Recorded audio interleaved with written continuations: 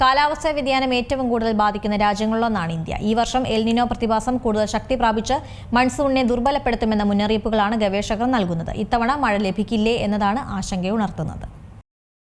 ഇതിനോടകം തന്നെ കഠിനമായ പല കാലാവസ്ഥാ സാഹചര്യങ്ങളെയും രാജ്യം നേരിടേണ്ടി വന്നിട്ടുണ്ട്. ഈ വർഷം എൽ നിനോ പ്രതിഭാസം കൂടുതൽ ശക്തി പ്രാപിച്ച് മൺസൂണിനെ ദുർബലപ്പെടുത്തുമെന്ന മുന്നറിയിപ്പുമായി എത്തിയിരിക്കുകയാണ് ഇപ്പോൾ ഗവേഷകർ.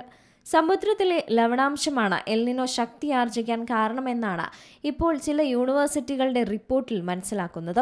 സമുദ്രത്തിന്റെ ഉപ്പുരസം എൽ നിനോയുടെ ശക്തിയെ സാരമായി തന്നെ സ്വാധീനിക്കുമെന്നാണ് ഗവേഷകരുടെ അഭിപ്രായം. എൽ നിനോ പ്രതിഭാസം മൂലം 2026 ഇന്ത്യയിൽ മഴ കുറവുണ്ടാകാനുള്ള സാധ്യതയുണ്ടെന്നും ഇത് ഊർജ്ജോപഭോക്തൃ മേഖലകളിലെ ഓഹരികൾക്ക് നേട്ടമുണ്ടാകുമെന്നാണ് റിപ്പോർട്ടുകൾ പറയുന്നത്. വരാനിരിക്കുന്ന ജൂൺ-സെപ്റ്റംബർ മൺസൂൺ സീസണിലെ എൽ നിനോ സംഭവിക്കാൻ 60% സാധ്യതയുണ്ടെന്നാണ് കാലാവസ്ഥാ പ്രവചനങ്ങൾ സൂചിപ്പിക്കുന്നത്. സാധാരണയായി മഴക്കുറവ് ഗ്രാമീണ സമ്പദ് വ്യവസ്ഥയെ ബാധിക്കുമെങ്കിലും 5 മുതൽ 10% വരെയുള്ള മിതമായ കുറവ് കോർപ്പറേറ്റ് വരുമാന വളർച്ചയെ തുണയ്ക്കുമെന്നായിരുന്നു വിലയിരുത്തൽ.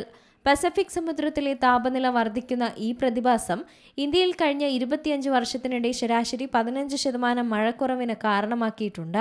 മഴ കുറയുന്നത് പ്രധാനമായും വൈദ്യുതി ആവശ്യകത വർദ്ധിക്കുമെന്നാണ് ചിലർ ചൂണ്ടിക്കാട്ടുന്നത്.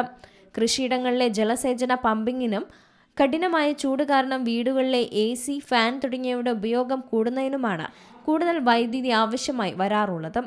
ഇത് NTPC, Adani power, JSW energy തുടങ്ങിയിട്ടുള്ള ഊർജ്ജോൽപാദന കമ്പനികൾക്കും ടാറ്റ പവർ, പവർ ഗ്രിഡ് തുടങ്ങിയ വിതരണ കമ്പനികൾക്കുമൊക്കെ ഗുണകരമാകും. കൂടാതെ വോൾട്ടാസ്, ബ്ലൂ സ്റ്റാർ, ഹാവൽസ് തുടങ്ങിയ ഉപഭോക്തൃ ഉപകരണ നിർമ്മാതാക്കൾക്കും തടസ്സമില്ലാത്ത നിർമ്മാണ പ്രവർത്തനങ്ങൾ സാധ്യമാക്കുന്നതിനാൽ അൾട്രാടെക്, അംബുജ തുടങ്ങിയിട്ടുള്ള സിമന്റ് കമ്പനികൾക്കും ഇത് മികച്ച വരുമാനം തന്നെയായിരിക്കും നൽകുന്നത്.